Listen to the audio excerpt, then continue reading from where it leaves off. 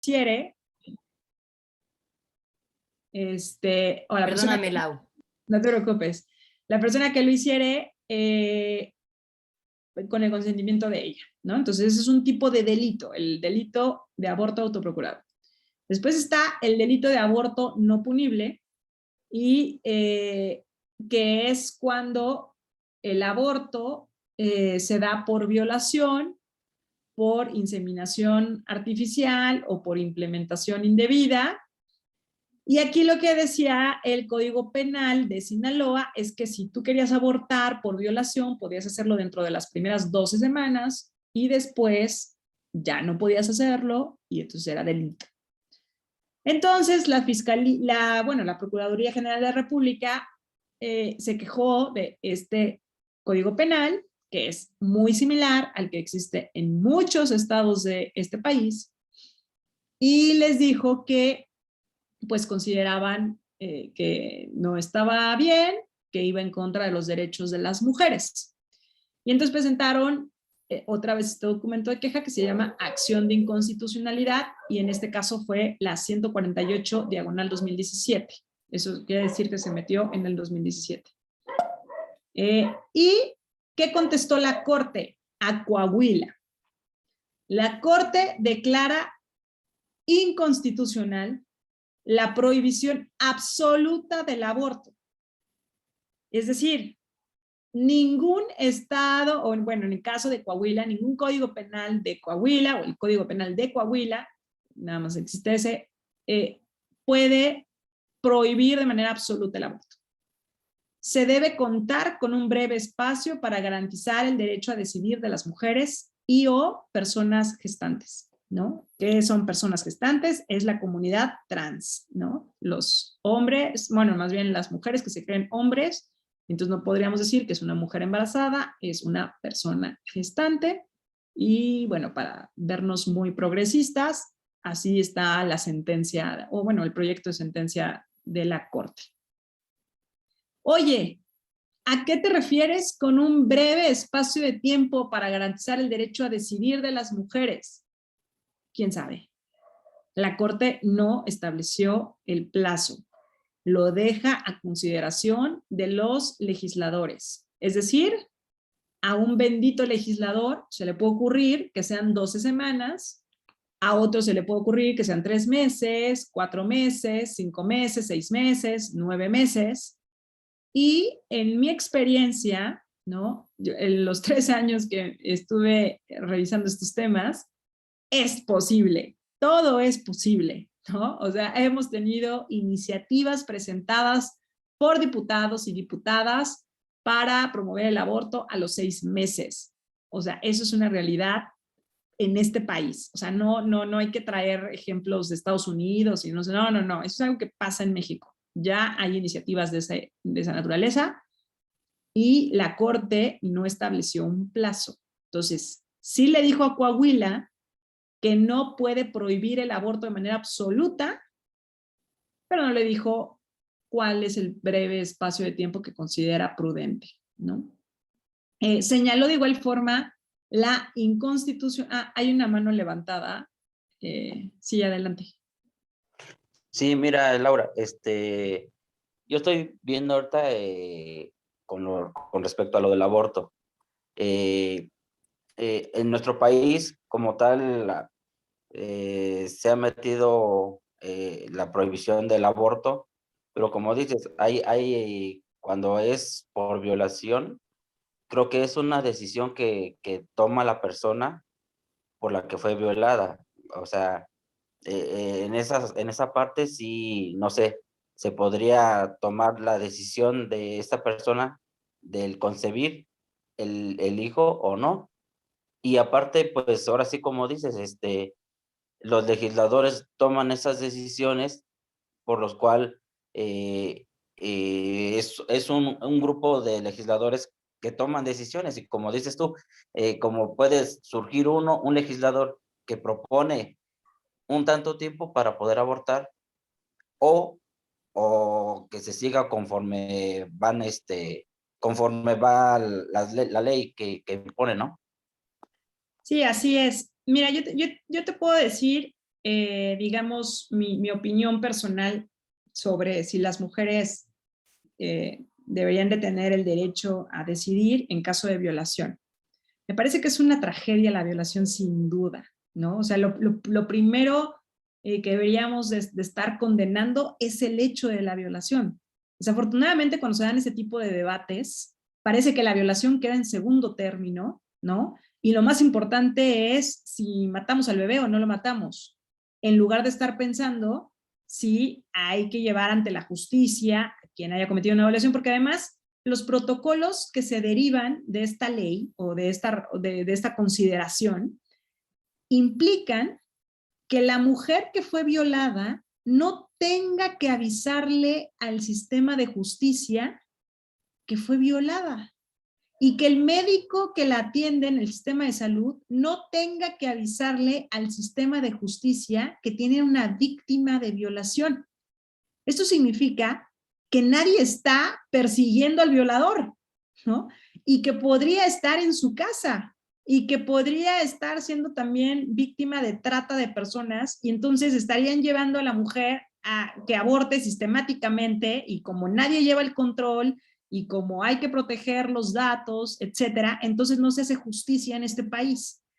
Entonces, a mí me parece que cuando hablamos de este tema, que sin duda es muy delicado y es muy sensible, hay algunas aristas que se pierden, ¿no? Como si ya no importaran, y una de esas es el tema de justicia. Ahora, en un tema, a mí en lo particular, y esta es mi opinión muy personal, yo creo que vivimos en un estado de derecho, o sea, es decir, en un gobierno, en donde nosotros accedemos a pagar impuestos y en donde nosotros accedemos a cumplir la ley, precisamente, perdónenme lo coloquial, pero para que no haya gandalle, para que el más fuerte no se golpee, no se agarre a moquetazos al más chico, al más débil. Para eso existe el Estado y por eso el Estado tiene el monopolio de la fuerza, para que entonces pueda proteger al más débil frente al más fuerte. Eso, digamos, en términos católicos, podría decirse que estamos en contra de la cultura del descarte, ¿no? De los marginados, del más pobre, ¿no? Del más débil. Entonces, si tú me preguntas a mí, si ahorita empezamos con que, bueno, pues es que es el más débil el bebé, ¿no? Pues bueno, en un tema de violación, pues que no haya bronca, pues que lo puedan descartar. También, oye, viene con síndrome de Down, pues que también lo puedan descartar, ¿no? Oye, es que fíjate que tengo poquito dinero, siento que no me alcanza. Oye, pero tienes carros, casas, sí, sí, pero no me va a alcanzar. Entonces también hay que abortarlo, también es el descarte. Y eso, por ejemplo, está en Yucatán. O sea, hay algunos estados en donde justamente la condición de pobreza te permite abortar. ¿Por qué? Porque una vez que empiezas, ¿dónde está el límite? O sea, es decir, una vez que permites la cultura del descarte y justificas que descarten a alguien, entonces, ¿en dónde está el límite? Y entonces ya podemos entrar en súper debates de seguridad nacional, porque también hay debates sobre ese tema. Si el Estado, por ejemplo, puede torturar a alguien con tal de que le den información que es vital para seguridad nacional y que puede servir para salvaguardar la vida de muchos, ¿no? Entonces, son debates buenísimos que la verdad es que son muy complejos también. Yo de alguna forma lo estoy simplificando y estoy dando nada más mi opinión. Pero creo yo, y al menos eso es lo que yo he visto, cuando empiezas a justificar el descarte de uno, empiezas a justificar el descarte de varios, ¿no? Ya no nada más es uno, ¿no? Pero bueno, y lo que sí hay que mencionar es que en todo el país se permite el aborto por violación. Eso es cierto. La discusión que estaban, o sea, que estamos aquí viendo lo de Coahuila es la precisión, porque si hay algunos estados que te dicen, bueno, puedes abortar por violación, pero tienes 12 semanas para abortar por violación. No tienes más tiempo. Lo que hizo la Corte, que es esta acción de inconstitucionalidad, es decir, no. En el caso de violación, pueden abortar hasta los 9 meses. No hay tiempo. Puede ser cuando sea. Esa fue la gran diferencia que marcaron aquí sobre el caso de violación en lo particular, ¿no? Entonces, no sé si contesté un poquito la inquietud, pero si no, podemos también tener como esta mesa redonda y si alguien más quiere opinar, pero sobre el tema de violación en lo concreto, a eso se refería la acción inconstitucional de Coahuila y ese es mi particular punto de vista. Ahora, dice también, a partir de la presente sentencia, todos los jueces del país deberán aplicar este criterio, considerar que son inconstitucionales las normas penales de las entidades federativas que criminalicen el aborto de manera absoluta. Entonces, aquí está el matiz, ¿no? Digamos, el diablo está en los detalles. Oigan, ¿la Suprema Corte dijo que el aborto es un derecho? No. La Suprema Corte dice que ya se puede abortar en cualquier momento, tampoco, salvo en el caso de violación, ¿no? En el resto de los casos, en el aborto autoprocurado, nomás porque tú quieres ir a abortar, ¿qué pasa con el resto de los estados? ¿Qué pasa en Coahuila y en Sinaloa? Bueno, tienen esta sentencia y Coahuila y Sinaloa sí están obligados a modificar, en el caso de Sinaloa, su constitución y en el caso de Coahuila, su código penal. Ahora, ¿qué pasa en el resto del país? Bueno, no están obligados a modificarlo. ¿Cómo tendrían que hacerle para modificarlo? Meter una iniciativa de algún diputado creativo, ¿no?, que quiera impulsar este tema en su congreso local. Oye, los diputados pueden votar en contra de una iniciativa que vaya de acuerdo a lo que dice la Corte, es decir, una iniciativa que quiera despenalizar el aborto, sí pueden votar en contra, ¿no? ¿Por qué? Porque tienen esa facultad. Ahora, ¿qué necesitan los diputados para votar en contra? Esa es otra historia. Y ahí es donde entra nuestra participación. ¿Cuáles son las motivaciones de los legisladores? ¿Qué le motiva a un político? No sé si alguien tenga alguna idea, quiera participar en eso, pero ¿qué creen que mueve a un político para tomar una decisión de si vota una ley o no la vota? Pues al ser votado después con algún otro cargo. Exactamente, los votos, ¿no? O sea, es decir, ¿qué va a opinar la gente que está en mi distrito o que está en mi ciudad de mí, si lo voto a favor o lo voto en contra? Ese es uno de los principales motivadores, sin duda. No, también está su cuestión moral.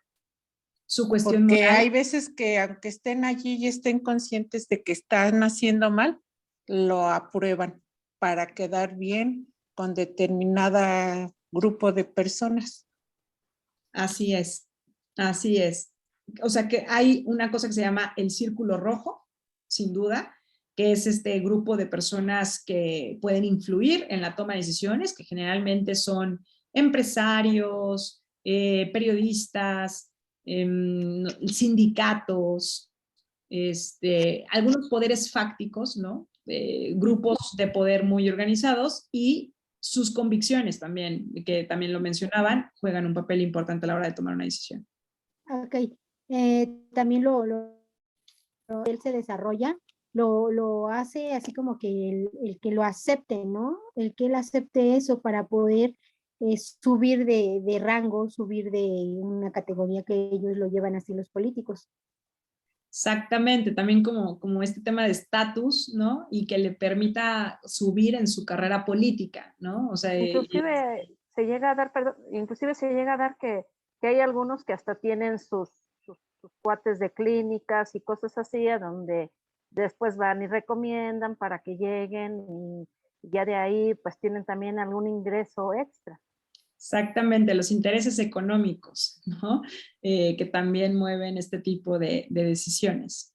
Pero en mi experiencia yo quisiera decirles, todas esas factores son importantes y sin duda coincido con todos. Es parte del mapeo que se hace para la incidencia pública, pero yo sí diría que en la mayoría de ellos es justamente lo que mencionaron, un tema de votos, un tema de percepción y su círculo cercano, su familia, ¿no? Las convicciones juegan un papel muy importante, pero no son suficientes. O sea, al menos es muy difícil, no me he encontrado muchos legisladores que la única, ¿no? Que el único factor para tomar una decisión sea su convicción o su conciencia. Ojalá fuese ese el más importante o el único en muchos casos, pero la gran mayoría se mueven justamente por votos o porque simplemente su círculo cercano así lo cree. Y no necesariamente de un partido político, de todos. La oposición y la 4T me parece que tienen los mismos incentivos, ¿no? O sea, es decir, no es lo mismo ser tú acá un loquito que va a ser mártir, ¿no? Sí conozco de una diputada, y ahí sí debo reconocerle a Elsa Méndez, ¿no? Una diputada de Querétaro, que así dijo, yo me enrollo en la bandera, vámonos, ¿no? Y pro vida y hasta donde tope y ¡pum! Claro, hoy ya no es diputada, ¿no? ¿Eso qué quiere decir? Pues que bueno, algo pasó ahí, ¿no? Y el primer incentivo de un político es permanecer en el poder. Los intereses. Sí, sí, aunque es un poquito más complejo que eso, yo diría que cuando un político tiene actitud de kamikaze, es porque generalmente sabe que ya no hay más, ¿no? O sea, es decir, cuando actúas como kamikaze cuando ya no tienes nada que perder, ¿no? O cuando ya dices, bueno, ¿sabes qué? Pues hasta aquí llegué, o esto es más importante para mí, también se vale, ¿no? Decir, esto es lo más importante para mí y no me importa que me quede sin trabajo y no me importa lo que digan de mí y no me importa si me meten a la cárcel. Bueno, pues entonces ahí tienes una convicción poderosísima sobre ese interés en particular. Pero son los casos aislados.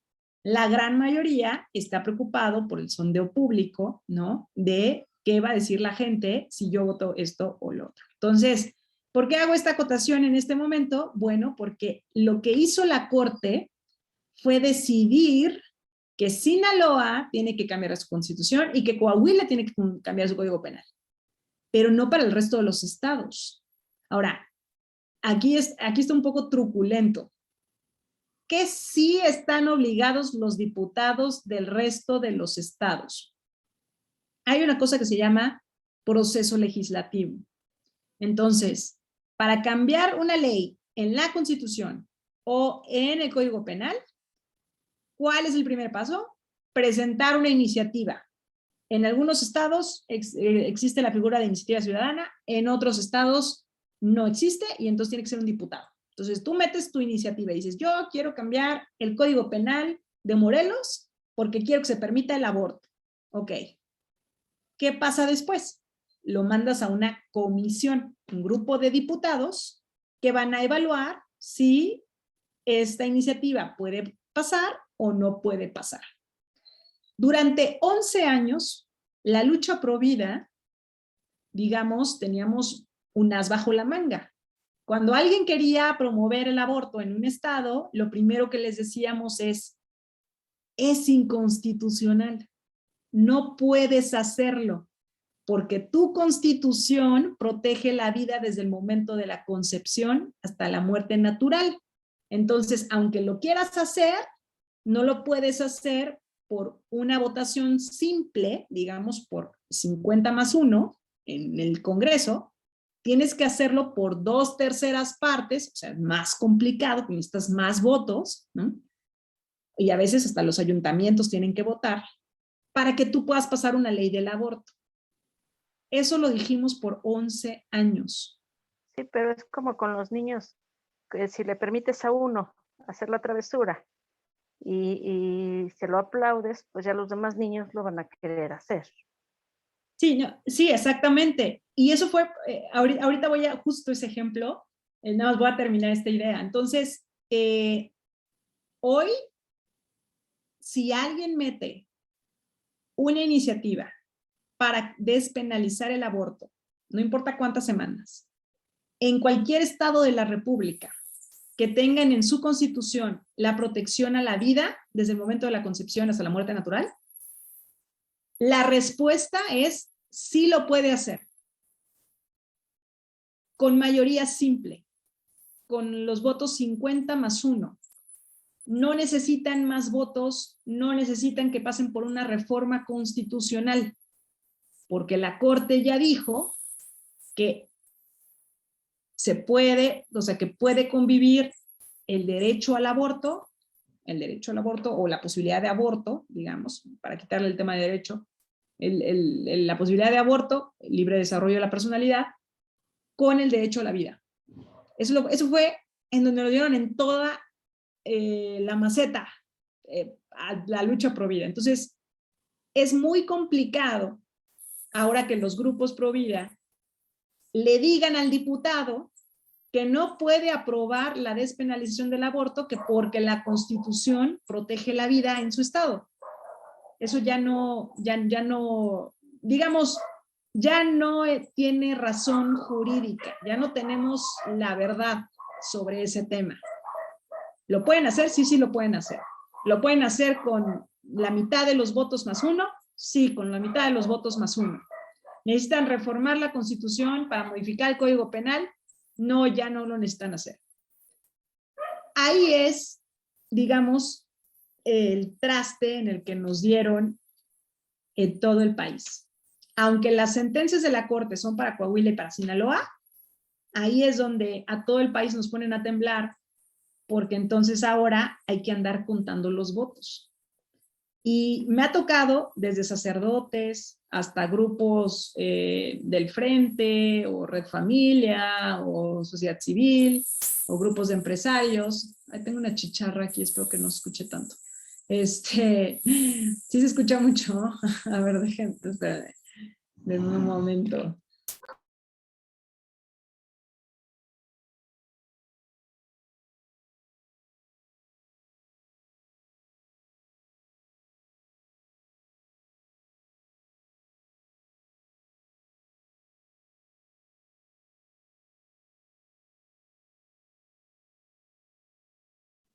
A ver, creo que ya dejó de chillar. Bueno, perdón, es que Cuernavaca. A ver, ahí es donde a nosotros nos pone, o sea, en una complicación porque he tenido sacerdotes, o sea, diversas personas que me dicen, oye, Laura, a ver, ya metieron una iniciativa de despenalización del aborto en el Congreso de Hidalgo, por ejemplo, ¿no? Oye, ¿qué le digo a los diputados? O sea, dame el argumento jurídico para decirles por qué tienen que votar en contra. Y entonces, mi oficina, que anteriormente era la responsable de generar esas fichas para todo el país, esas fichas de cabildeo, pues tenemos que contestar que no hay argumento jurídico para decirle a un diputado que vote en contra de la despenalización del aborto, o sea, que vote en contra del aborto. Ahí es donde nos dan en el traste. A menos, y esos son casos muy específicos, en donde, por ejemplo, sea despenalización del aborto a 7 meses, a 6 meses. Entonces ahí podemos argumentar que la Corte dijo que era un breve espacio de tiempo, que tampoco se pasen de lanza, ¿no? Ese es el único argumento legal que nos queda en términos de la lucha pro vida. Ahora, no todo está perdido y tampoco quiero que todos salgamos de aquí derrotados, pero sí hay, y me consta, sí ha habido legisladores que a pesar de que no existe la razón jurídica, votan en contra. Y lo hacen porque ven una presión importante de los grupos de la sociedad civil. Y ahora que a mí me toca estar del otro lado, ahora que me toca ser funcionaria pública y que llevo más o menos 3 meses siendo funcionaria pública, les puedo decir que cuando uno es pro vida, pro familia y está en el gobierno o está en el Congreso local, se siente profundamente solo. O profundamente solo. O sea, de verdad. O sea, todos los días estoy en una discusión o los diputados locales están en alguna discusión sobre nuestras convicciones, sobre los temas que de verdad nos importan y de repente volteas para atrás y no hay nadie, ¿no? Y aviéntatela tú solito, ¿no? Y entonces tú dile a la gente y explica en tribuna, pero eso sí, los de enfrente son poquitos, pero bien ruidosos. Y entonces están ahí, insístele y te mandan periodicazos y te mandan mensajes en redes sociales, etcétera. Y uno puede decir, oye, pero su convicción, ¿no? La convicción es lo más importante. Sí, pero también somos personas. Y también de repente dices, oye, pues, y se los digo así, tal cual. De repente dices, si a nadie le importa, entonces, ¿por qué yo tengo que estar aquí batallando con esto solo? Y entonces, es ahí en la parte en la que quiero hacer el énfasis de que existen diputados que han votado en contra del aborto, en contra del matrimonio igualitario, en contra del cambio de identidad sexogenérico, pero pues sí, de repente nos dicen, oigan, ustedes están buenos para el reclamo, porque somos buenos para el reclamo, ¿no? Y organizamos citas tuiteras y ahí vamos a la manifestación y a reclamar y vida sí, aborto no. Pero a la hora de los aplausos y a la hora de estar ahí, cuando se requiere de un acompañamiento espiritual, personal, en términos de demostrar poder, ¿y a qué me refiero con demostrar poder? Cuando se requiere de una demostración de cuántos somos, pues ahí sí no hay nadie, ¿no? Y es el primer paso. El segundo paso es, ok, si no quieres el aborto, ¿no? Y por ejemplo, en temas como el embarazo adolescente, la prevención del embarazo adolescente, entonces, ¿qué sí? ¿Cómo le vas a hacer? A ver, el problema ahí está. No podemos decir que no existe el embarazo adolescente, sí existe. Pero entonces, ¿cómo le haces? Y la gran mayoría de la respuesta es, bueno, es que hay que dar educación en la familia, ¿no? Y que los padres de familia eduquen a sus hijos porque ellos tienen el derecho. Y entonces ponemos cosas como el PIN parental y demás. Y de repente uno como funcionario público va a las escuelas públicas y le pide a los papás que se involucren y los papás te dicen que no tienen tiempo. Y que tienen que trabajar y que no sé qué y que ellos para eso mandan a sus hijos a la escuela, para que los eduquen ahí, ¿no? Y no en las escuelas públicas, también en escuelas privadas, ¿no? Y en muchos estratos de la sociedad. Entonces, si no queremos aborto, si no queremos entregar anticonceptivos, si queremos que la educación sexual la den los padres de familia, si queremos poca intervención del Estado, pero cuando vas con los padres de familia no se involucran, entonces, ¿qué hacemos? Es ahí uno de los principales problemas y a lo que quiero yo invitarlos, al cómo sí, que ya no me digan el cómo no o qué cosa no, ¿no? Ya sé que aborto no, que matrimonio igualitario no, que educación sexual integral no, que cambio de identidad sexogenérico no, que adopción por parte de las parejas homosexuales no, ¿qué otro no? Ya no me acuerdo qué no. No a los contenidos de ideología de género en los libros de texto. Son puros nos. Bueno, díganme que sí, ¿no? Y en ese sentido, yo aplaudo mucho la labor que hace Educhere y Marilupe y Red Familia, tratando de dar el sí, el cómo sí te ayudo. Oye, ¿qué necesitas? Si necesitas que organice a los padres de familia de las escuelas, voy y los organizo. Porque, ¿qué crees, diputado o diputada, funcionario público, pro vida, pro familia, no sé qué? Aquí estamos. ¿Y cuántos somos? Mira, te voy a pasar la lista y somos 3,000. Y a ver, van a ver si no les hacen caso, pues, ¿no? Pero creo que cuando no llegamos a la propuesta, es ahí donde nos quedamos sumamente cortos, ¿no? Sí. Sí, Laura, mira, a lo mejor, como dices tú, cuando tú estás ahí en la cámara y estás sola y pides una opinión, bueno, los votos necesarios, no se te apoyan, o no porque otros están pensando otras cosas. Creo que también ahí en esta parte se podría gestionar apoyándote o pidiendo que a lo mejor se dieran temas por medio de salud en las escuelas. Por ejemplo, hay el Día de la Salud, el día de, no sé, de algunos temas que se pueden impartir en las escuelas. Y de hecho podría entrar un tema para ir haciendo cultura, tanto con los padres hacia los hijos y de igual manera de los maestros hacia los alumnos. O sea, se podría gestionar como para un apoyo que se diera no sé, un tema en un día de la semana o el día de salud para que lo compartieran expertos o ponentes en las escuelas. Sí, ese me parece que es una muy buena propuesta.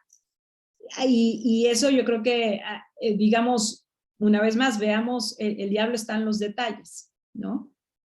Porque, por ejemplo, cuando tú abres ese tipo de convocatoria, te voy a decir quiénes son los primeros que están acreditados para dar ese tipo de pláticas, ¿no? Pues los del otro lado, ¿no? O sea, cuando tú dices, oye, vamos a dar pláticas de educación sexual en las escuelas, los primeros que están certificados y que están con Naciones Unidas y que bajan recursos y que están constituidos en una AC, y etcétera, etcétera, porque además, pues no puedes contratar a grupos religiosos, tienen que ser grupos certificados por universidades y demás. Pues resulta que son esos compadres. Y además, no te cobran un peso. O sea, ellos lo hacen porque obtienen el financiamiento de no sé dónde, ¿no? Y las ofertas por parte de nosotros, me parece que quedan un poco limitados. Y me voy un poquito más allá. Cuando se ofertan, o no, bueno, no se ofertan, cuando se abren espacios para candidaturas, los primeros que no quieren entrarle somos los católicos. O sea, le decimos, ay, no, eso yo no, y yo no sé hablar en público, y yo qué voy a estar haciendo ahí, y puro corrupto y demás. Entonces, también la falta de liderazgos que definan su vocación cívico-política al servicio de la patria, para defender los valores en los que creemos, también es lo que nos ha llevado a una decadencia del ámbito político, ¿no? Y bueno, ustedes me dirán, el tema de aborto está limitado jurídicamente, políticamente en México. Sí, esa es la respuesta. ¿Qué se requiere? Los incentivos que ustedes mencionaron, políticos, sociales, para que los legisladores no aprueben esto, porque un argumento jurídico ya no lo tenemos. ¿Qué argumento jurídico sí tenemos todavía? Y esa es la última discusión de la Corte en el contexto de aborto, y quiero compartírselas también, aunque no me pidieron que hablara de eso, pero es parte de objeción de conciencia. Eso es el recurso legal que aún nos queda en México y que nos queda en muchos lugares de este planeta, en muchos países, en donde el aborto está ya estipulado en la ley, y que los médicos, los políticos, los profesores, todos podríamos estar de alguna forma objetando conciencia de acuerdo a nuestras competencias. Por ejemplo, se aprobó el aborto en Italia. ¿Y qué creen que sucedió? El 80% de los médicos italianos se declararon objetores de conciencia. Y entonces, pues háganle como quieran, pero pues, a ver a quién consiguen que practique el aborto, porque yo no lo voy a hacer. Alemania, Reino Unido también garantizan de forma amplia la objeción de conciencia.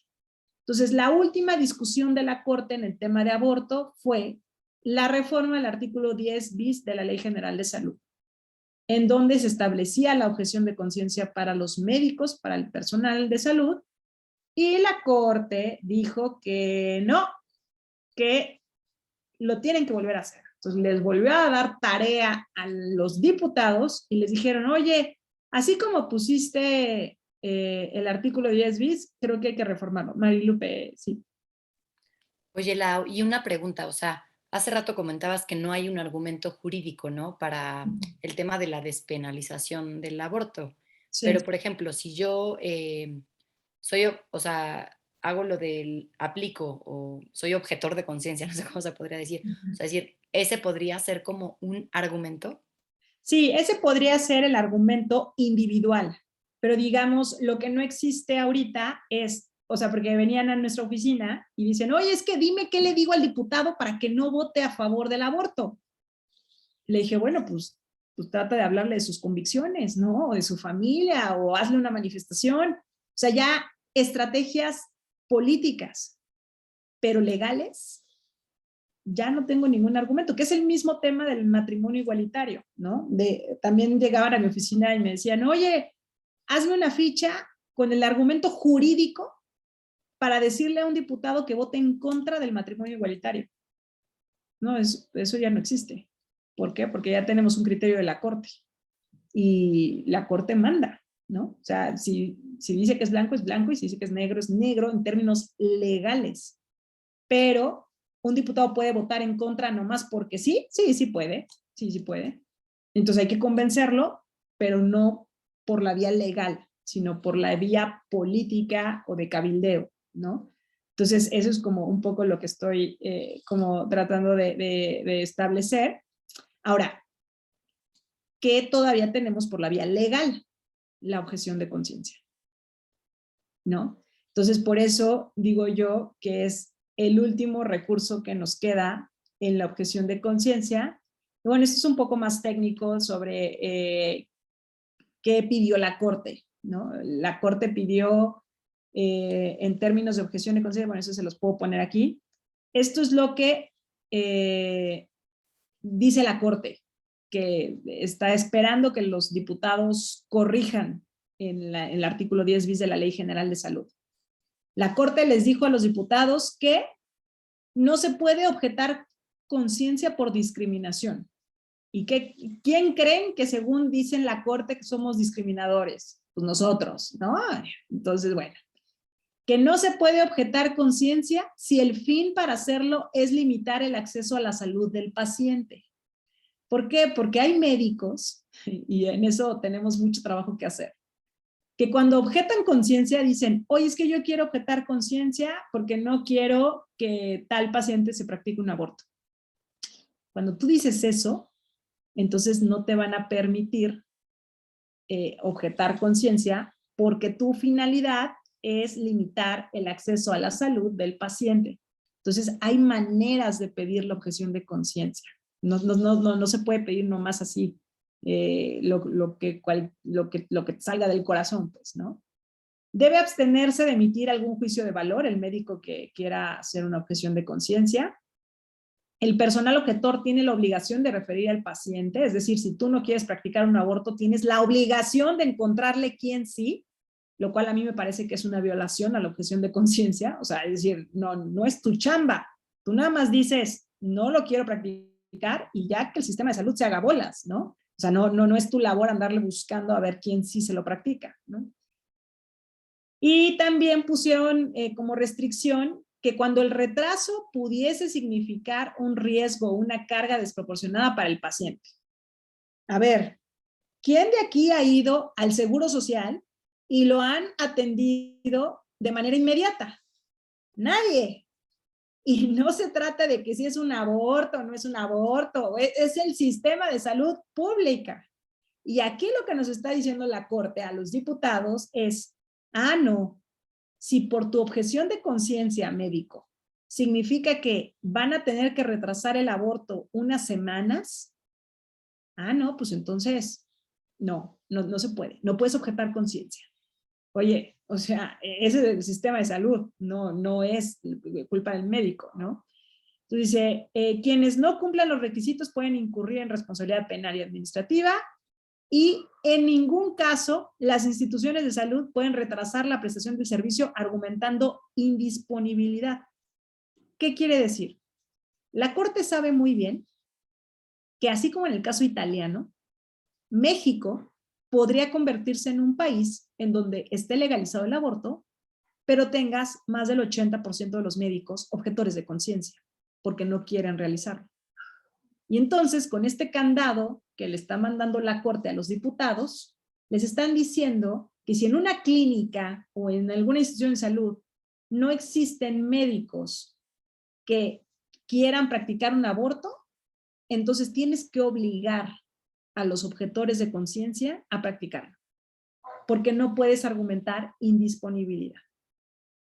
Entonces, estas restricciones son, aquí sí, son sugerencias de la Corte para que la Cámara de Diputados o la de Senadores modifique el artículo 10 bis que contiene la objeción de conciencia en la Ley General de Salud. Eso todavía no sucede. Hace 2 días vi una propuesta de dictamen de la Comisión de Salud en donde le estaban haciendo caso a estas propuestas y lo bajamos, es decir, lo quitamos para que lo volvieran a hacer. Esa fue una operación, digamos, de la sociedad civil hacia los diputados. Entonces, la última batalla del recurso legal personal, desde mi punto de vista, es objetar conciencia. Porque ahorita estábamos hablando de la objeción de conciencia de los médicos, que es la objeción de conciencia sanitaria. Pero hay muchos tipos de objeción de conciencia. De hecho, la objeción de conciencia nace en el ejército, cuando te niegas a acatar una instrucción que vaya en contra de tus convicciones, ¿no? Y nace en el sistema europeo, en donde sabemos que estuvo el nazismo, el fascismo, etcétera. Ahí es donde nace la objeción de conciencia. Entonces, en México estamos en pañales en objeción de conciencia. Apenas estamos hablando de esto, apenas lo estamos discutiendo, apenas la gente se está dando cuenta que tiene ese derecho a la libertad de creencia, de pensamiento y de religión. Si ustedes me preguntan, más allá del tema del aborto, la objeción de conciencia es el cimiento de la libertad, porque es tu capacidad de decir, no estoy de acuerdo con algo, no estoy de acuerdo con esto que me está diciendo el gobierno, porque tengo derecho a la libertad de pensamiento. Ya olvídate de la creencia y religión, a la libertad de pensamiento. Entonces, si perdemos la batalla de objeción de conciencia, así como se los dije a algunos amigos en México hace 2 días, dije, si la perdemos eso, estamos fritos todos. Sí, adelante. Y por decir el juramento hipocrático que hacen los médicos de mantener respeto por la vida humana, ¿dónde queda? Pues en términos de la Suprema Corte de Justicia, lo que te van a decir es que eso no es ley, ¿no? Y como no es ley, entonces el último dicho lo tiene la Corte. Entonces, esa es la gravedad, que cuando los valores y las convicciones que están establecidos en ciertos rituales, en ciertas manifestaciones que nos dan identidad como comunidad, como país, como pueblo, y viene un poder como el de la Suprema Corte y ataja con eso, ¿no? Lo rompe, el daño, como yo creo que es mucho más allá de atentar contra valores universales, sino que más bien estás atentando también contra la identidad de un pueblo. A mí me parece que la razón por la que México es como es porque tenemos profundamente arraigados a través de este tipo de rituales, a través también rituales universales, como es el juramento hipocrático. Valores como la vida. México es un país que celebra la vida, que lo celebra siempre, que celebra la familia, que entiende que está muy mal, pero la primera célula de la seguridad social no es el gobierno, es la familia. Cuando alguien se enferma, le entra la familia. Cuando alguien se queda sin trabajo, entra la familia. Cuando alguien tiene discapacidad, entra la familia, etcétera, etcétera. Pero porque celebramos muchas cosas que están dentro de la familia, como es el tema de la vida y de los valores. Entonces, cuando vienen este tipo de instrucciones o este tipo de sentencias de la Corte, claro que están atentando contra el corazón de lo que nos hace ser quienes somos. En eso estoy absolutamente convencida. Pero bueno, en términos de aborto, en términos de qué hacer, hacia dónde vamos, hacia dónde caminamos, esta es una reflexión personal, me parece que la batalla ahora es por la libertad, ¿no? Sí por la vida, sí por supuesto, pero sin libertad de objeción de conciencia, sin libertad de pensamiento, creencia, religión, no podemos tener ninguna libertad más. Porque también la libertad de expresión, y ese es otro tema, ¿no? También ya la están coartando, tampoco puedes decir lo que piensas, tampoco puedes tuitear ni escribir en Facebook, porque entonces ya es discriminación y entonces te mandan la CONAPRED, ¿no? Ya también estamos en esa circunstancia, pero por eso englobo un poco en que la siguiente batalla es por la libertad, ¿no? Para que entonces podamos, en la libertad, defender nuestra convicción, que entendemos también que estamos en un país plural, democrático, y que las verdades no se imponen, se convencen. Y eso también es, creo yo, una nueva forma de ver las cosas, ¿no? Y por último, algunas de las reflexiones que he compartido con algunos amigos que se han dedicado, a ver, conozco gente que lleva fácilmente 15 años en la lucha pro vida en México, ¿no? Y yo lo que les decía es, esa época en la que tú llegabas con el diputado y le decías, oiga, diputado, es que vote a favor de la vida porque la mayoría de los mexicanos creen la vida, ese argumento nos ha dado en el traste, porque entonces los derechos humanos dependen de cuánta gente cree en ellos. ¿Y qué creen? Las últimas encuestas nos dicen que el tema pro vida va a la baja. El tema de matrimonio igualitario ya ni lo mencionen. O sea, ya la gran mayoría de la gente acepta el matrimonio igualitario. Pero el que sigue es el de la vida. Y yo lo que creo es que en nuestra forma de expresarnos, en nuestra forma de abrazar causas, nos ha faltado el ser propositivos. Y cuando decimos que defendemos la vida desde el momento de la concepción hasta la muerte natural, hay que hacerlo de verdad. Y yo soy la principal defensora de que la gran mayoría de los esfuerzos sociales para los más vulnerables, los más pobres, los marginados, los migrantes, etcétera, etcétera, los hacen los grupos de inspiración cristiana y la propia iglesia a través de Cáritas o demás, ¿no? Pero la gente no lo sabe. Y cuando nos echan en cara que nosotros somos antiderechos y que no nos importan los niños de la calle y que estamos más preocupados por el feto, no tenemos los datos para contestarles. Entonces, yo los invitaría a eso, a que toda la labor social que ya de por sí realizan los grupos católicos se pueda visibilizar. Yo sé que no nos gusta cacarear el huevo, que no nos gusta que nos den aplausos por eso, pero si no lo decimos, la autoridad moral con la que contamos cada vez va disminuyendo más. Es al menos lo que yo veo en el tema de cabildeo y en el tema de la acción social de los grupos católicos. Y eso es, creo que tenemos un arma poderosísima, que es la autoridad moral y es esta capacidad de convencimiento con los hechos que no la hemos sabido explotar al 100. Entonces, yo nada más dejaría esa recomendación. Y pues estoy abierta a preguntas, a cuestionamientos, a algo que no les haya parecido. Pero con mucho gusto, aquí estamos. Oye, Laura, yo te quería preguntar, creo que nos ha quedado muy claro, pero rapidísimo, para que como que nos resumieras. Dijiste hace rato la parte de que no hay como tal un derecho al aborto, ¿no? Eso es lo que nuestras leyes dicen, pero no siempre lo que las leyes digan, pues es la verdad, eso lo sabemos. Entonces, acá, ¿qué argumento nos podrías tú decir o cuál es el resumen de por qué no existe un derecho al aborto?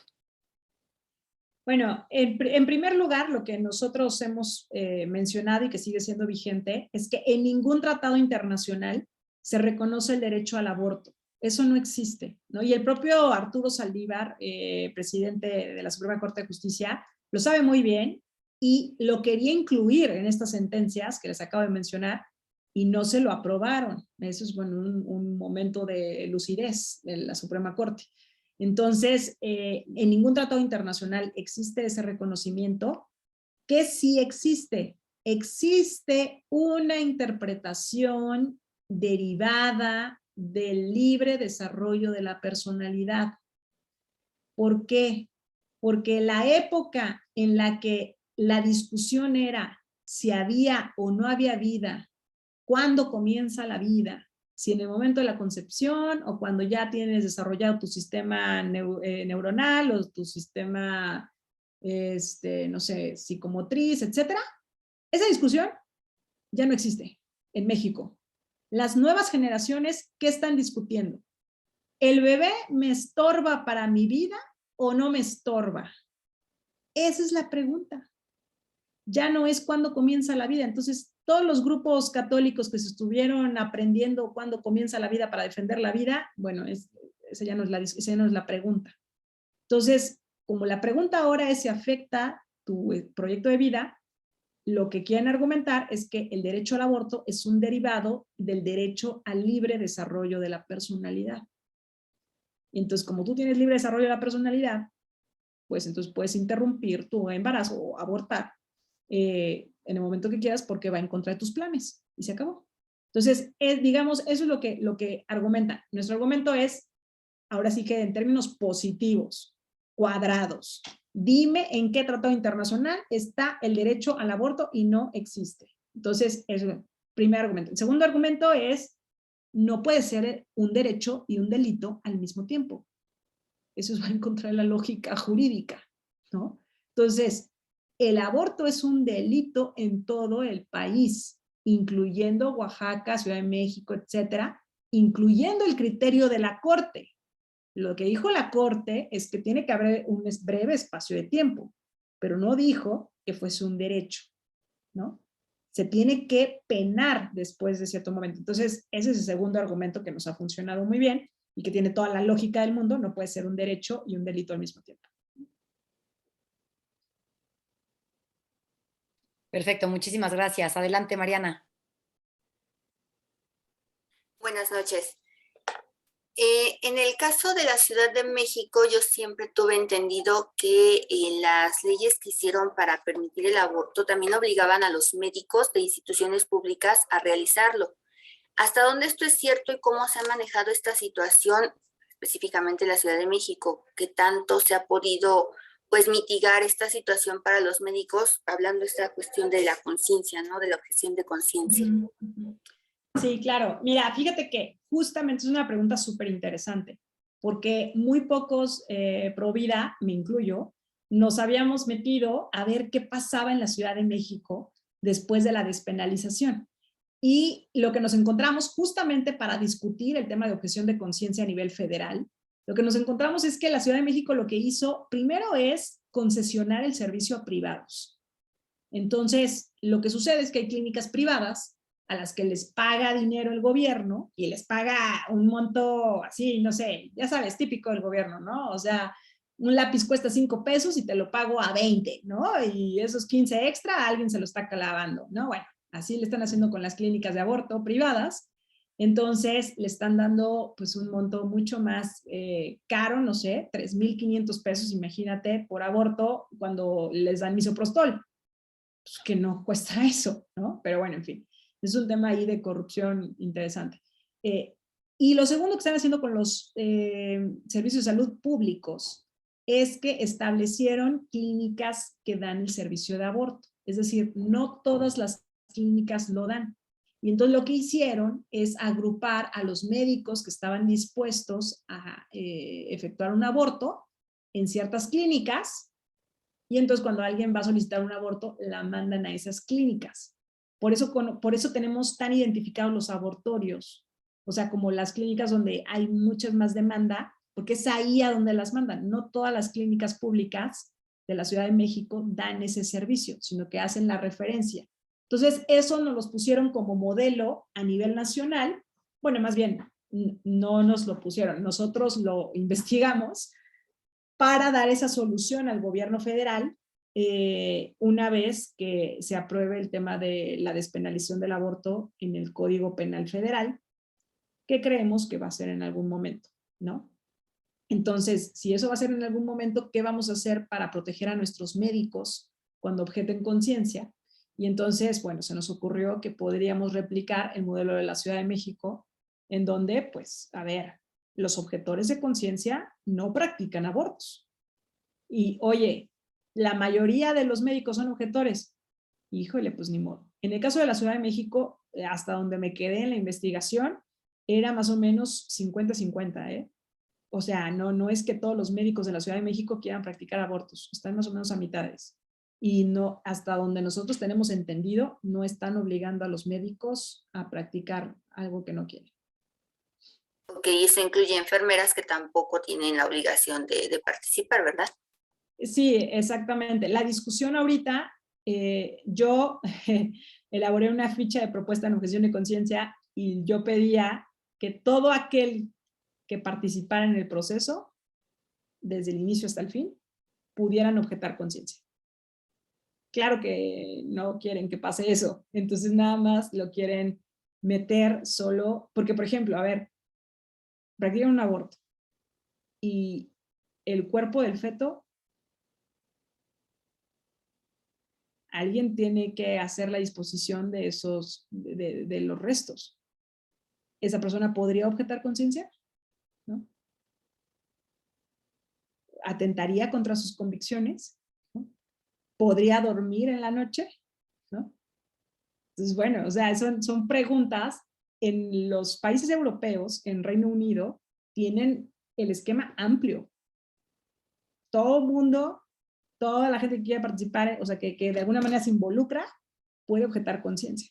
En el caso mexicano, pues ya saben que de por sí nuestro sistema de salud está colapsando, ¿no? Entonces, esa es la razón eso es lo que están argumentando para no permitir y que solamente, como mencionas, médicos y enfermeras que practiquen el aborto serían los que podrían objetar conciencia.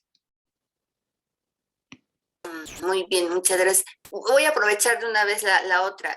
Con las menores de edad, en este caso, ¿cómo se trabaja esta legalización? Porque pues sabemos, y eso yo creo que es un caso muy común, las niñas no les dicen a los papás si van solas y siguen buscando metodologías de aborto insalubres y siguen siendo víctimas, ¿no? Entonces ahí que ellas son las que más necesitan protección realmente. Sí, bueno, ese no es el tema de la Corte, pero sí vi la iniciativa de modificación a la Ley General como un megapaquete de modificaciones que presentó la senadora Malú Micher en el Senado.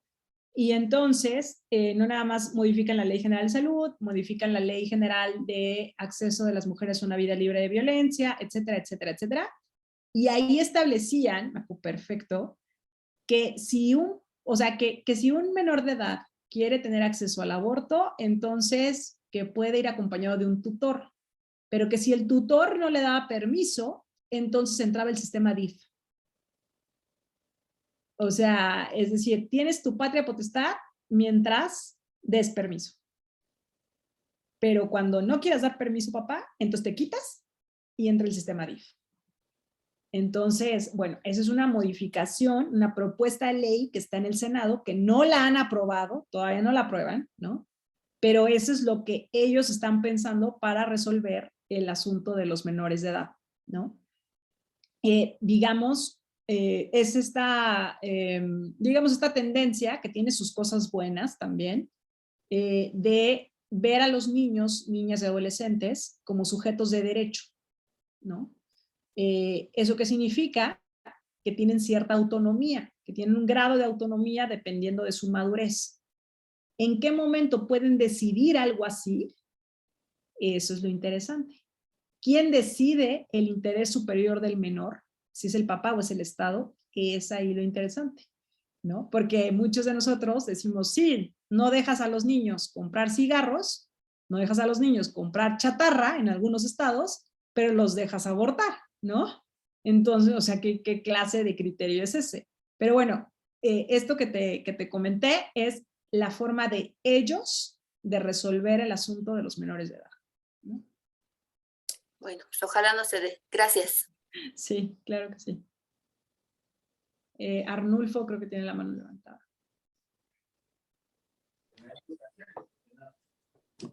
Buenas noches. Creo Hola, que hay algo que mencionaste al principio de Luther King, ¿no? Martin Luther King. La gente mala ya está. La gente mala ya actuó y su obra está en marcha. Pero creo que nosotros somos ese espantoso silencio.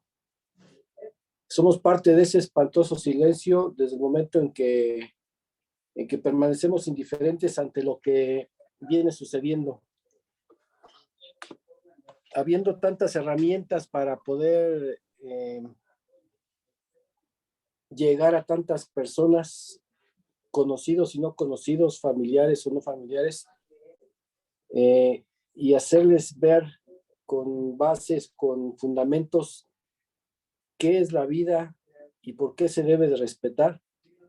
Muchas veces pasamos el tiempo en el internet, en el Facebook o en otras redes desperdiciándolo en lugar de documentarnos y bombardear las redes con toda esa cantidad de información que hay en favor de la vida, en defensa de la vida. Creo que somos omisos ante esta situación en muchas ocasiones, incluso cuando nos invitan a participar en alguna manifestación pública a favor de la vida, cuando nos invitan a ir a un congreso, a manifestarnos en las puertas de los congresos para que no se votaran esas leyes, que como dices, ya esa discusión ya se dio, esa discusión ya se agotó, pero aún tenemos la posibilidad de influir en nuestra familia y en nuestro círculo social con bases y fundamentos que hagan que las personas tengan conciencia, pues de que el aborto es algo malo para su propia vida, para su propio futuro. En la actualidad, las redes sociales, los medios de comunicación han venido jugando un papel muy importante y creo que son parte esencial de que estas leyes se hayan aprobado, toda la cobertura que tuvieron por medio de las redes. Hoy nos estamos enterando de la guerra que hay, desgraciadamente, de Ucrania y Rusia, y así como nos enteramos de eso, de muchas otras cosas, ¿por qué no participamos? ¿Por qué no llenamos las redes con mensajes sustentados, con fundamentos en favor de la vida, y dejamos de ser omisos y dejar de ser omisos en la conciencia, en esa conciencia que debemos de promover? Aún tenemos esa otra herramienta adicional a la que comentabas de la objeción de conciencia de los médicos. Entonces creo que muchas veces no es tanto que hablemos, sino que actuemos. Sí, así es. Perfecto. Sí, de acuerdo. Ajá. Perdón, Lau, nada más para, decirles a todos que ya son 8:40, supuestamente terminamos 8:30, para que seamos lo más concretos, porque también ya Laura y todos nos tenemos que ir a descansar. En un momento voy a compartir acá el link del examen, de la evaluación final, entonces para que lo guarden, ¿sale, vale?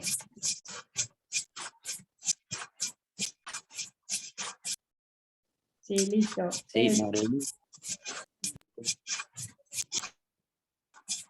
Bueno. María Isabel Basurto, de repente se te prende tu micrófono y no sé qué estás haciendo, pero si lo pudieras apagar, porfa. María Isabel Basurto, ¿andas por ahí? Gracias. Marilu. Sí, adelante, Víctor.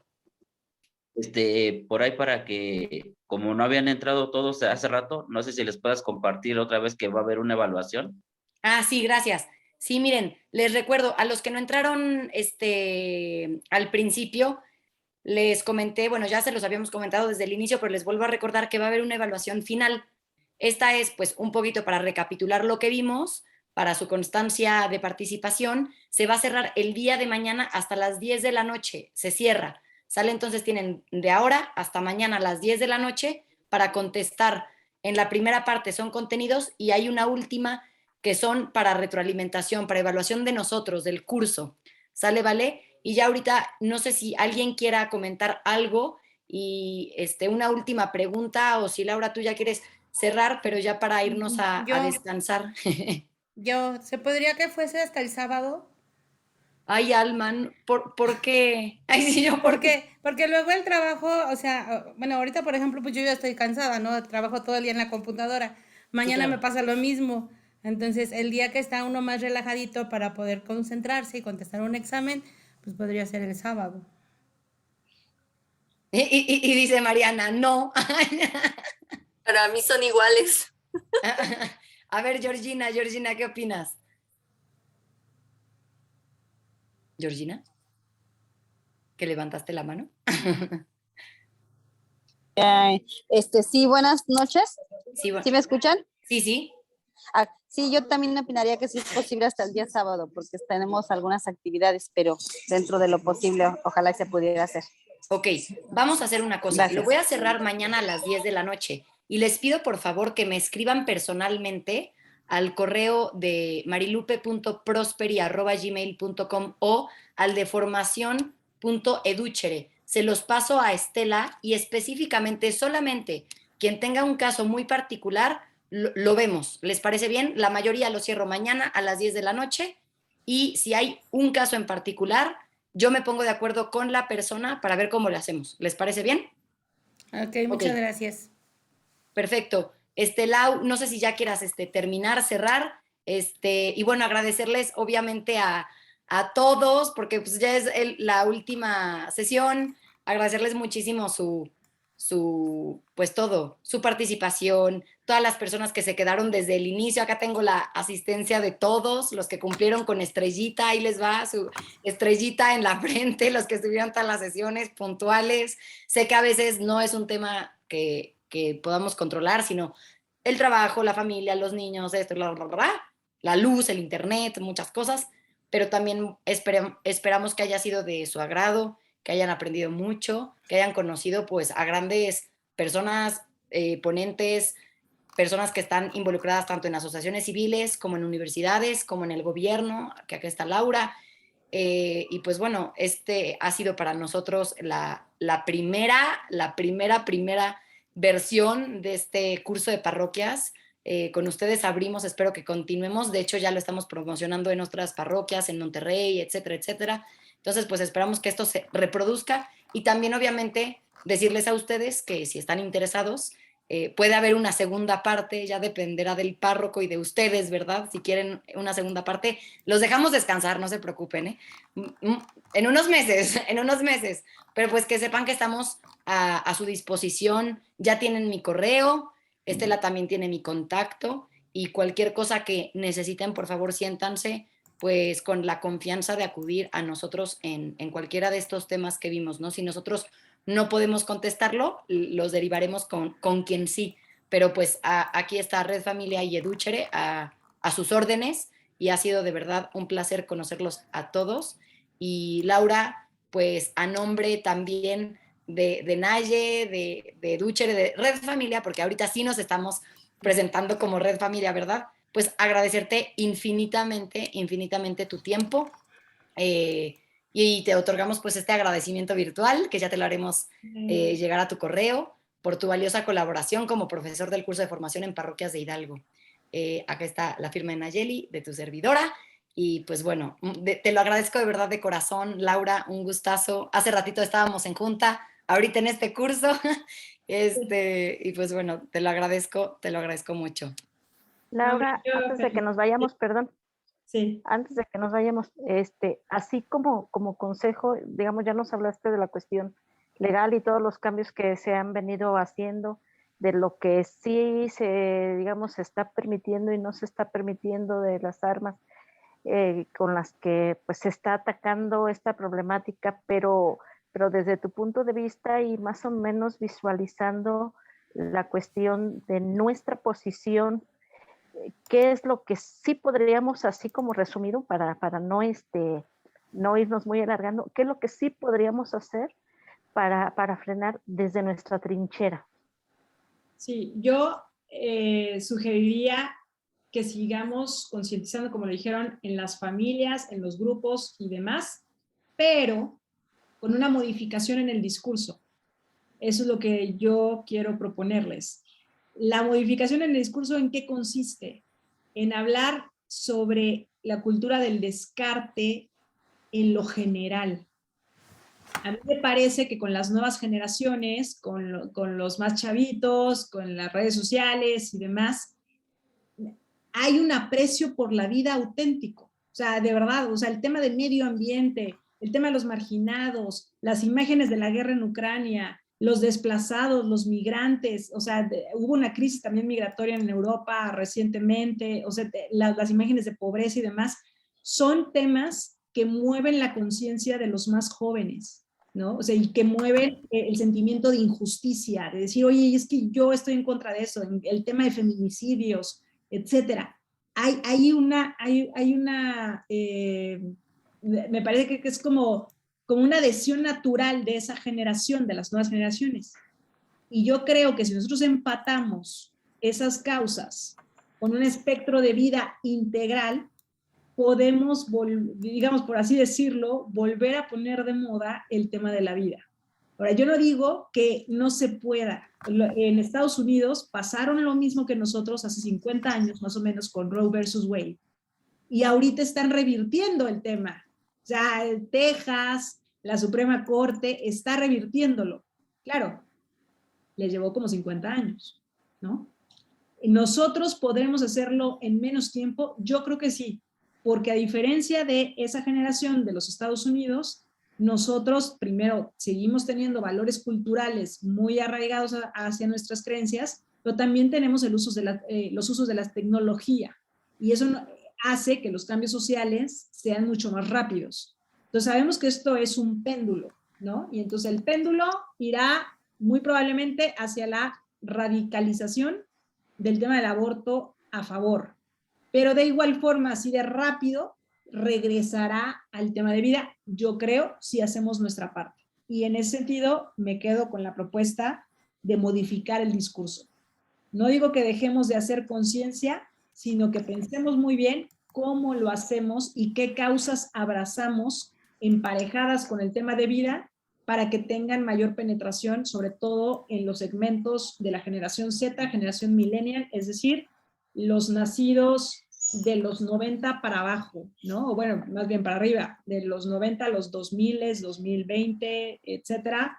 O sea, todas estas generaciones son mucho más sensibles a ese tipo de mensajes, creo yo, en el tema cultural. En el tema legal, pues yo creo que si en nuestros grupos empezamos a hablar de la objeción de conciencia y lo ponemos sobre la mesa, así como pusimos el tema de vida y familia, creo que podemos empezar a generar una presión social importante, ahorita que estamos a tiempo para el tema de objeción de conciencia. Todavía estamos a tiempo, todavía no se decide. Y yo creo que va a ser una discusión importante por los próximos 2 años, más o menos.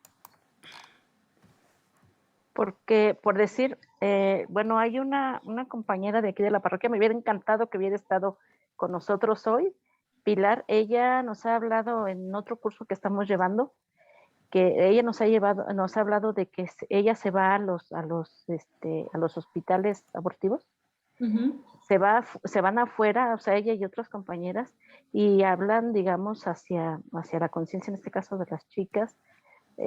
Claro, cada tema es un tema particular, pero ella también ha tenido la oportunidad de poner como ejemplo, y que me parece que inclusive de enfrentar, de las chicas que han pasado por eso y las secuelas que dejan en su vida, porque son cicatrices, me imagino que algo también tan difícil como una violación, pero también les deja la secuela emocional de haber practicado el aborto. Entonces, de alguna manera también eso, no sé, son temas bien complicados, pero ella sí ha juntado, digamos, en este caso, a quienes ya lo vivieron y a quienes están por tomar la decisión de hacerlo o no. Y creo que ahí justo, yo sugeriría que pudiera darles una plática a Rubén Rebolledo, justo el que mencioné hace rato. Se mandó a hacer un estudio profesional en México sobre lo que pasa en la mente de una joven que está pensando en abortar. No la que ya abortó, sino la que está pensando en abortar, que me parece que es como el segmento al que le estaríamos hablando nosotros. Y ahí se descubrió que argumentos nuestros como, oye, es que llevas una vida en el vientre, es tu hijo, ¿no? No lo mates, no, o sea, tiene derecho a la vida, etcétera, no sirven.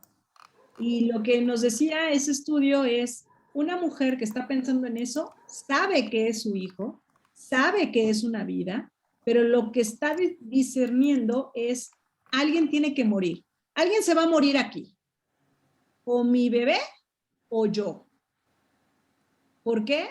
Porque si tengo a mi hijo, ¿quién va a pagar los pañales? ¿Quién va a pagar la comida? Yo voy a tener que dejar de estudiar. De mi casa me van a sacar, etcétera, etcétera, etcétera. Entonces, la duda no es si va a vivir deprimida, si va a tener algún conflicto psicológico, sino que su proyecto de vida, sus oportunidades se van a acabar.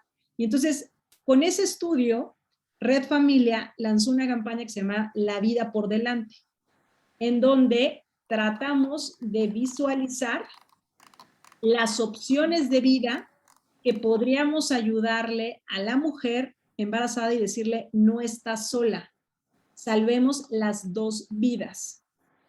Entonces, ante el dilema de que alguien se tiene que morir, la opción es que no se muera nadie. Ahora, para poder profundizar en esa propuesta, creo yo, tiene que haber una profunda empatía. Yo les voy a poner un ejemplo muy rápido. Estábamos en el proyecto de Eduardo Verástegui de la película Inesperado y fuimos a una clínica abortiva. Entonces, ahí encontramos una chava, la convencimos de que no abortara. Era una chica de 16 años, que su mamá era sexoservidora, que trabajaban en una gasolinera y que el noviecito también tenía 17 años y la chava quería abortar porque si no abortaba no iba a poder entrar al ejército y quería entrar al ejército porque ahí le iban a pagar la preparatoria. Y entonces nosotros la convencimos de que no abortara. Y pregúntenme quién le está dando seguimiento a esa chica que no abortó, porque la convencimos de que no abortara, que le ayudamos a pagar el parto, que le ayudamos a que bautizara al chamaco, y todo, pero bueno, sigue lo demás. ¿Cómo le va a hacer para estudiar la preparatoria? ¿Quién le va a cuidar al hijo? La mamá, pues, está ausente. El papá es otro chamaco, ¿no? ¿Qué tipo de oportunidades van a tener? O sea, ¿quién les va a ayudar con el mantenimiento del niño para que puedan estudiar y trabajar y quién cuida al niño, ¿no? Etcétera, etcétera, etcétera. Claro, porque en ese caso no hay ese acompañamiento, no nos comprometemos a decir, yo voy a estar para ti. Exactamente, y nosotros decimos no al aborto nada más. Y después, ¿no? Entonces es ese, o sea, creo que esa es el principal dilema. Y me acuerdo de este caso porque justamente convoqué una reunión de todos los grupos pro vida después de esto y les puse el caso para que entre todos generáramos ideas de política pública, ¿no? ¿Qué va a pasar? ¿Hay algún programa del Estado que le ayude a tener una beca? No. ¿Hay alguna programa? Bueno, las estancias infantiles ya las quitaron, ¿no?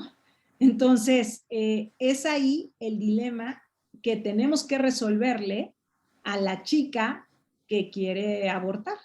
Eso es lo que está pasando por su cabeza, no si hay vida o no hay vida, pues no, ella sabe muy bien que hay vida. El asunto es qué voy a hacer el resto de mi vida, ¿no? Entonces, creo que ahí hay una propuesta. No tengo todas las respuestas, pero sí tengo las preguntas.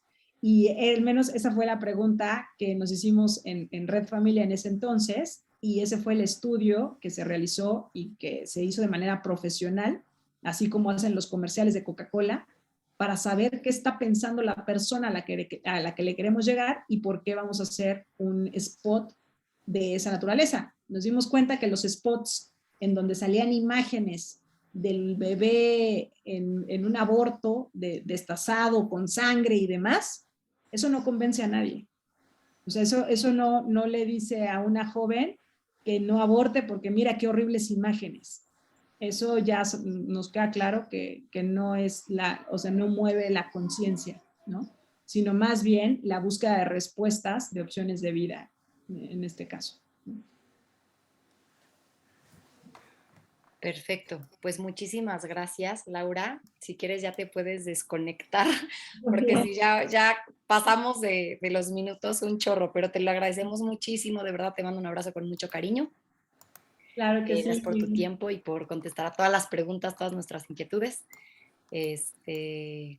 Y bueno, a los demás, decirles que pues ya les compartí la evaluación, se cierra mañana a las 10, son 40 preguntotas, no se agobien, no se preocupen, hay unas que son de opción múltiple, otras son abiertas, y unas son personales, unas sí son de teoría, ¿verdad?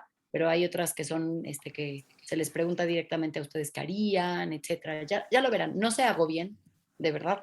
Y pues apelamos mucho a su honestidad, la honestidad pues está algo online, entonces pues yo no voy a saber si copian, no copian, si el esposo, el internet, yo qué sé, ¿verdad?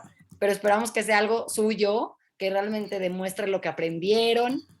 Y no sé si a alguien le gustaría decir algo, para cerrar como reflexión, si les gustó, no les gustó, que ahorita que estamos acá, porque ya después ya no vamos a tener este espacio, yo voy a recibir sus exámenes, los voy a calificar, voy a hacer sus constancias, se las voy a mandar.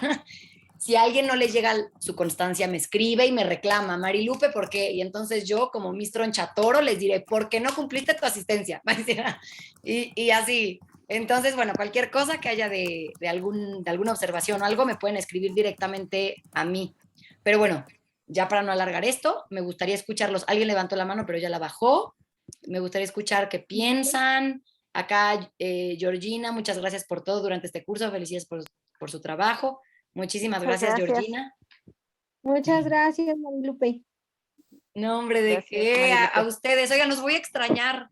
Los voy a extrañar mucho. Estarlos así viendo todos los días, caray. Pero pues bueno, acá tienen su casa en Puebla. Yo vivo en Puebla. Yo no vivo en Ciudad de México. Yo vivo en Puebla. No sé quién le gustaría decir algo, aprovechando que ya quedamos así algunitos. Yo, Marilupe. Yo. Estela. Estela. Pues muchas gracias a todos, muchas gracias a ti, que Dios te bendiga y te siga inspirando. Le hacemos promoción aquí a tu página, Mar es Posible. Está muy, muy padre para que te sigan por ahí. Y pues decir para todos que somos católicos cristianos, ya ni siquiera tenemos que cuestionarnos si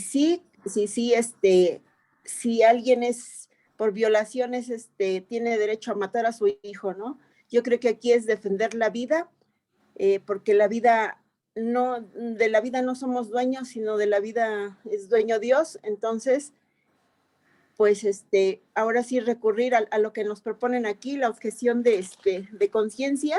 Yo creo que es una tarea muy grande para todos en el círculo donde nos movamos, y pues sobre todo que los que estamos aquí, los que somos tíos, pues tenemos esa oportunidad de llegar a los chavos, como dice Laura. Yo creo que tenemos una gran tarea.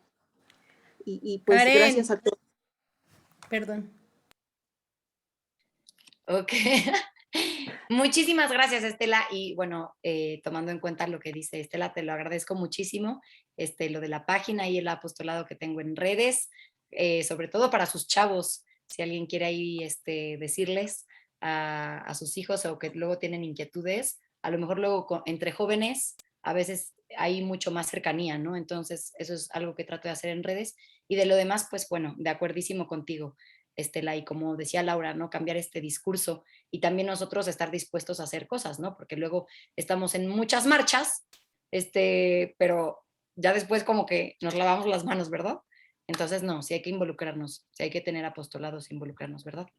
¿Alguien Claro. más que quiera decir algo?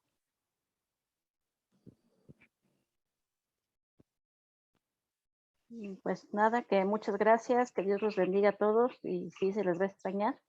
Que pues sigamos trabajando, porque creo que de alguna manera todos vamos en pro de lo mismo.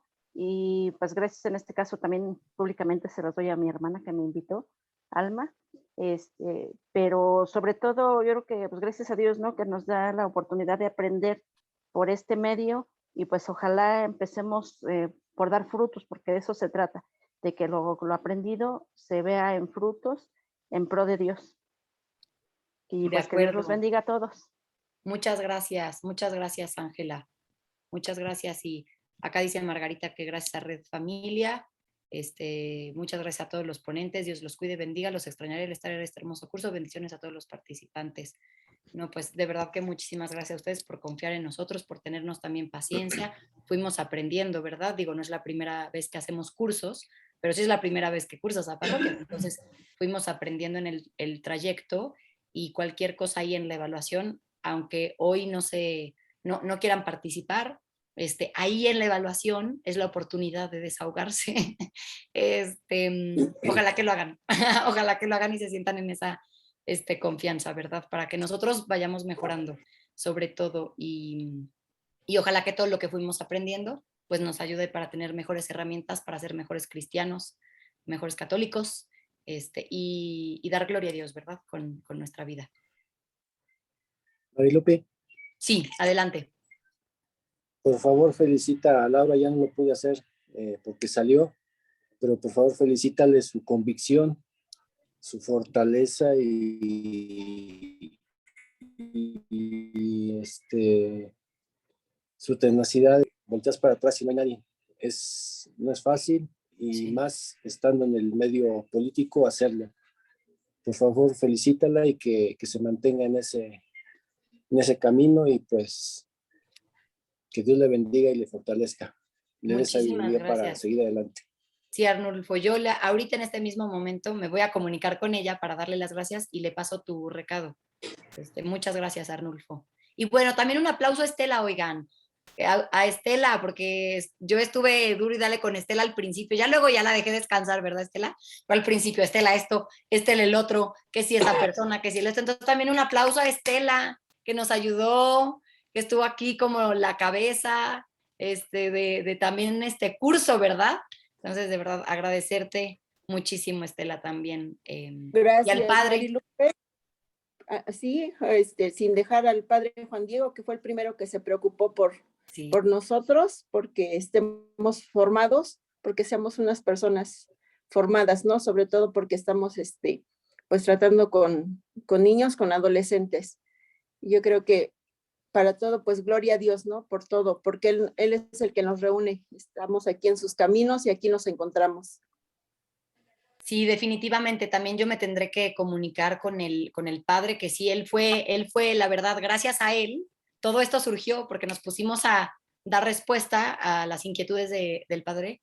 Entonces, pues bueno, esto no se hubiera hecho si una persona no levanta la mano y dice, ayúdenme, necesitamos esto. Entonces, pues bueno, también eso, ¿verdad? Y tú, Estela, que lo tienes ahí cerquita, pues también, por favor, darle nuestros agradecimientos, de verdad, un cariñoso saludo de nuestra parte de Red Familia. Yo me comunicaré por teléfono, pero pues no es lo mismo, tú lo tienes ahí. Entonces, de verdad que eso también, que le pases nuestro recado. Y también Nayeli me pidió que lo saludara. Nayeli es mi jefa. Ay, sí, Nayeli es mi jefa. Entonces, ella me pidió que no pudo estar hoy, pero me pidió que lo saludara, que también les diera, pues obviamente les abriera las puertas de Red Familia, y que también está pues muy satisfecha con este primer curso.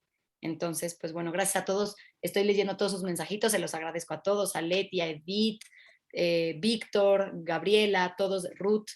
Pues muchísimas gracias. Ya no les quito de verdad más tiempo, pero les mando un abrazo muy, muy, muy cariñoso. Que Dios los bendiga a todos, abuelitos, papás, tíos, primos, hermanos. Que Dios nos bendiga y que de verdad pues vivamos una cuaresma muy bonita. Que todo esto que aprendamos que lo hagamos vida, ¿verdad? Eso es lo que siempre digo, pero que ya que nos convirtamos ahora en esta cuaresma un poquito más que el año pasado. Entonces, pues bueno, bonita noche a todos. Gracias por todo. Buenas noches, gracias. Gracias, buenas noches. Hasta luego. Gracias, buenas noches. Buenas noches.